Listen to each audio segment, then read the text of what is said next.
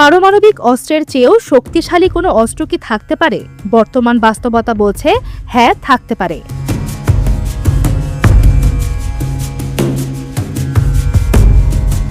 2 সপ্তাহের ভঙ্গুর যুদ্ধবিরতি, বিশ্ববাজারে অস্থিরতা আর সমুদ্রপথে আটকে থাকা তেলবাহী জাহাজ, সব মিলিয়ে ইরান যুক্তরাষ্ট্র সংঘাতে এক নতুন অশনি সংকেত এসেছে। এখানে পারমাণবিক শক্তি নয়, বরং বৈশ্বিক জ্বালানি সরবরাহ নিয়ন্ত্রণই হয়ে উঠেছে অস্ত্র মোকাবেলায় অন্য এক অস্ত্র।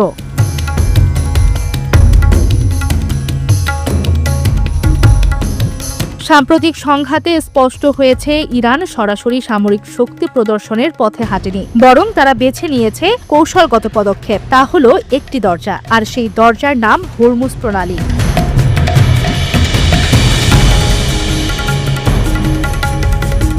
হরমুজ প্রণালী হল পারস্য উপসাগর থেকে সমুদ্রপথে বের হওয়ার একমাত্র পথ। সৌদি আরব, ইরাক, কুয়েত, সংযুক্ত আরব আমিরাত ও কাতারের জ্বালানি এই পথেই বিশ্ববাজারে পৌঁছায়।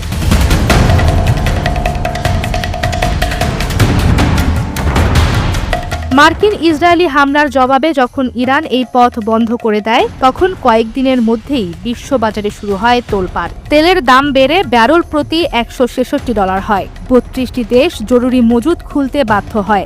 আন্তর্জাতিক জ্বালানি সংস্থা এটিকে ইতিহাসের অন্যতম বড় জ্বালানি বিপর্যয় হিসেবে আখ্যা দেয়।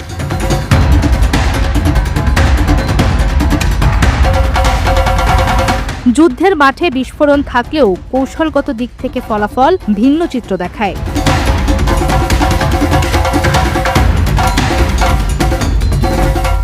বিশ্লেষকদের মতে যুক্তরাষ্ট্র হামলা বন্ধে সম্মত, আর ইরান ধরে রেখেছে কৌশলগত নিয়ন্ত্রণ। এখন প্রশ্ন, বাস্তবে সুবিধা পাচ্ছে কে?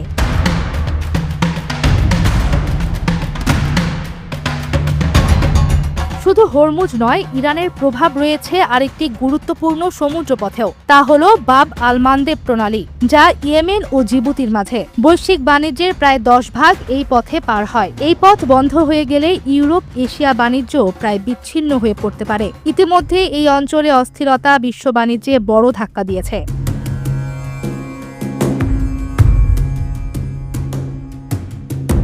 বর্তমানে হরমুজ এলাকায় শত শত জাহাজ আটকে আছে। হাজার হাজার নাবিক অপেক্ষা করছেন নিরাপদে সরে যাওয়ার। এটি শুধু সামরিক নয়, একটি অর্থনৈতিক অবরোধের বাস্তব উদাহরণ।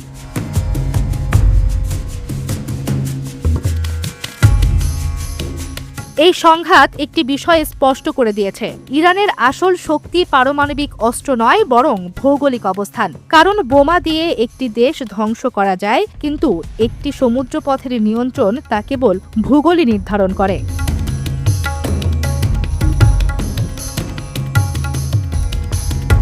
এই যুদ্ধে সবচেয়ে বড় শিক্ষা, ক্ষেপণাস্ত্র নয়, একটি দরজা নিয়ন্ত্রণ করেই কৌশলগত সুবিধা পেয়েছে ইরান, আর সেই দরজার চাবি এখনও তাদের হাতেই।